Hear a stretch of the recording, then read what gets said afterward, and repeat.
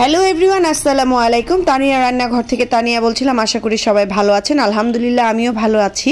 তো খুব মজাদার একটা রেসিপি নিয়ে এসেছি, সেটা হচ্ছে চিকেন বান। বাচ্চাদের স্কুলের টিফিনে বা হচ্ছে বিকেলের নাস্তা আপনারা এই বানটা বানিয়ে বাচ্চাদের দিতে পারেন বা নিজেরাও খেতে পারেন ক্ষুধা লাগলে বিকেলবেলা নাস্তা হিসেবে।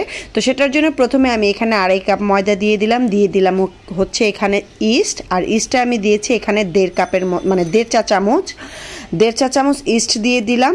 আর এখন দিয়ে দিব হচ্ছে গুঁড়ো দুধ, আর আমি এখানে গুঁড়ো দুধটা দিয়েছি প্রায় 2.5 চামচের মতো, আর স্বাদ মতো লবণ দিয়ে দিলাম। আর এখন দিয়ে দিব হচ্ছে চিনি, আর এই চিনিটা আমি এখন এখানে দিয়ে দিব 2.5 টেবিল চামচের মতো।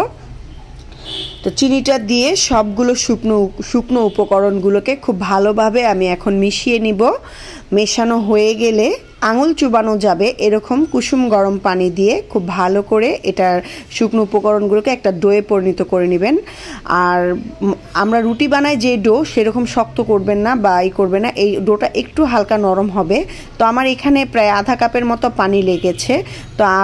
তো এটা যখন হয়ে গেছে তারপরে আমি এখন দিয়ে দিলাম এখানে 1/2 কাপের মতো হচ্ছে সয়াবিন তেল, মানে সাদা তেল যেটাকে বলে। তারপরে ভালো করে ময়ান করে 2 ঘন্টার জন্য রেস্টে রেখে দিয়েছিলাম। 2 ঘন্টা পরে দেখি এটা ফুলে ডাবল হয়ে গেছে। তারপরে এখন আমি আবার এগুলোকে ভালো করে চেপে ময়ান করে নিব, যাতে বাবলসগুলো ফুলেছিল সেই বাবলসগুলো যেন বের হয়ে যায় বাতাসটা। তারপরে ময়দা নিয়ে আমি এটাকে আবার খুব ভালো করে মথে নিব। মথা হয়ে গেলে তারপর আমি এটাকে এখন 8টা ভাগে ভাগ করে নিব, মানে 8টা বানরুটি বানিয়ে নিব আমি, চিকেন বানরুটি। তো আমি এই বানরুটিগুলোকে হচ্ছে তেলে ভেজে বানিয়ে দেখাবো আপনাদের। আমি ওভেনও বেক করা যাবে, তারপরে হচ্ছে চুলায়ও বেক করা যাবে, তেলেও ভেজে নেওয়া যাবে। তো আমি এই বানগুলোকে তেলে ভেজে নিব। তো চলেন, তারপরে হচ্ছে আমি এখানে একটা গোলা নিয়ে বানের জন্য আমি এখানে চিকেন পুর নিয়ে নিলাম। আর এই চিকেন পুরটা যে রেসিপিটা, মানে চিকেন পুরটা যে আছে বানরুটি বানানোর জন্য যে চিকেন পুরটা লাগবে, সেই চিকেন পুরটা আমার চ্যানেলে অলরেডি দেওয়া আছে। আমি এর আগেও চিকেন বান বানিয়েছি ডিজাইন করে, তো সেখানে অবশ্যই দেওয়া আছে, আপনারা দেখে নেবেন এই চিকেন বানটা কিভাবে মানে চিকেন বানের জন্য যে পুরটা বানাতে হয়, চিকেনের পুরটা, সেটা কিভাবে বানিয়েছি। তো আমি এরকম করে একটা করে সবগুলো চিকেন বান আমি এখন এগুলা বানিয়ে নিব।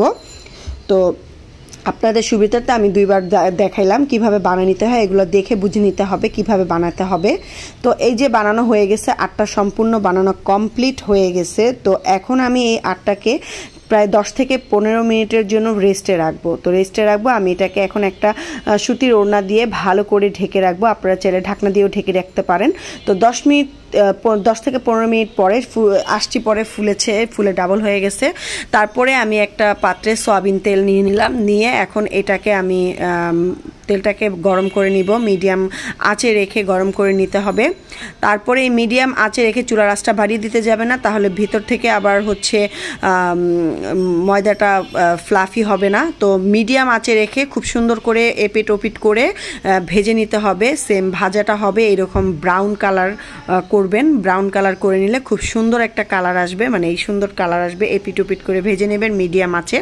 তো এক এক করে আমি সবগুলো বানিয়ে নিলাম। তো এক এক করে আমি সবগুলো বানানো শেষ হয়ে গেছে। এই যে আমি 8টাই চিকেন বান কমপ্লিট করে ফেলেছি বানিয়ে, খুব সুন্দর হয়েছে। আপনারা চাইলে এইভাবে করে বানিয়ে বাচ্চাদের স্কুলের টিফিনে দিতে পারেন, বা সকালের নাস্তা হিসেবে বাচ্চাদের দিতে পারেন, বিকেলের নাস্তা হিসেবে দিতে পারেন, বা নিজেরাও খেতে পারেন বড়রা। তো এরকম করে বানিয়ে খাবেন, খুবই টেস্ট, খুবই মজাদার। আর আপনারা অবশ্যই আমার এই ভিডিওটা যদি ভালো লেগে থাকে তাহলে লাইক কমেন্ট শেয়ার করতে ভুলবেন না। আপনাদের একটা লাইক একটা কমেন্ট আমার জন্য অনেক কিছু। তো একটা লাইক একটা কমেন্ট করে পাশে থাকবেন, শেয়ার করে পাশে থাকবেন। সবাই ভালো থাকেন, সুস্থ থাকেন। আল্লাহ হাফেজ।